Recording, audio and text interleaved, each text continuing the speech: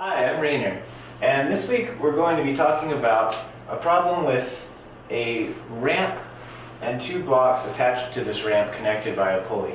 So this ramp has friction, and it's got a block of mass 1 sitting on it, which is attached to a massless and frictionless pulley that's not going to do too much, to mass 2, which is hanging. And our goal is basically to find the tension in this string and the acceleration of these blocks individually, or the acceleration of mass 1, for instance. And we're told that mass 2 is going to accelerate down. So we're going to approach this problem just like a lot of others that we've done, and that is to first draw a free body diagram. So I split up these two systems because it doesn't seem very natural to put them together when they're moving in different directions. So for mass 1, we've got these four forces pointing. Notice that friction points down the ramp because it's being pulled up the ramp and it's slipping up the ramp. And then for mass 2, we've just got a tension pulling up and its weight pulling down. So often whenever we do this, the next thing we do is to write out Newton's second law, and that's exactly what we're going to do. So we have to choose a direction, and it makes a lot of sense to make your directions, because remember, the axes of each of these two systems does not have to be the same as the other.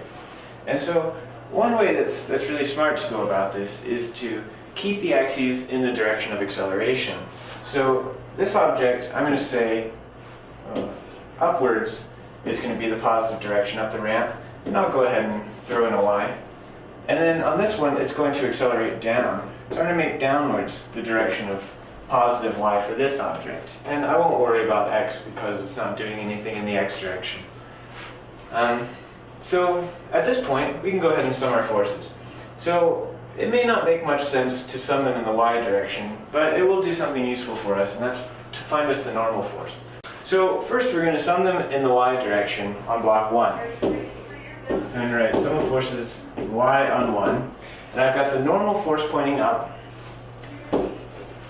and I've got a component of the weight force pulling down.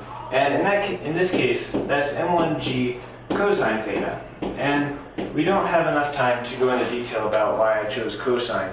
But if you have any questions about that, by all means, ask a professor or something.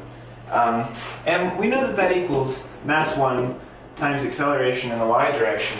And we know that this thing is not moving in or out of the ramp. And so we're going to say that's 0.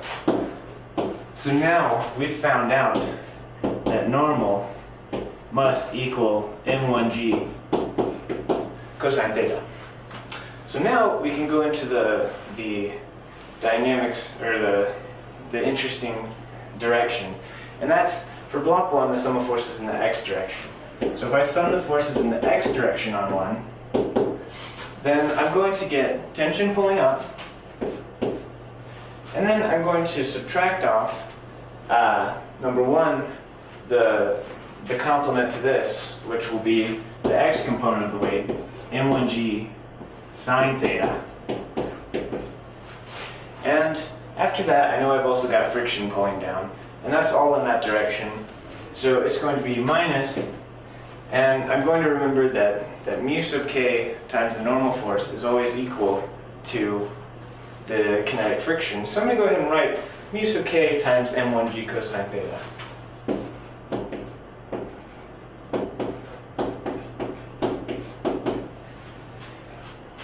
And at this point, I think I've summed all the forces in this direction. And I'm going to say that equals mass 1 times acceleration. So now, I guess the only interesting thing left to do is to sum the forces in the y direction on block 2, because that's the other direction of acceleration. And since I've kept these both in the direction of acceleration, and since they're tied together, I can call them both A, and I don't have to distinguish between the two accelerations. So I'll say sum of forces in the y on 2 is going to be downwards is positive, m2g positive. That's the weight. And then I'm going to subtract off the tension. We're going to say that that equals m2a. And at this point, we've got 2 equations and 2 unknowns. And we wanted to find T and A, and those are our only unknowns. So from here, it's just a little bit of algebra. So.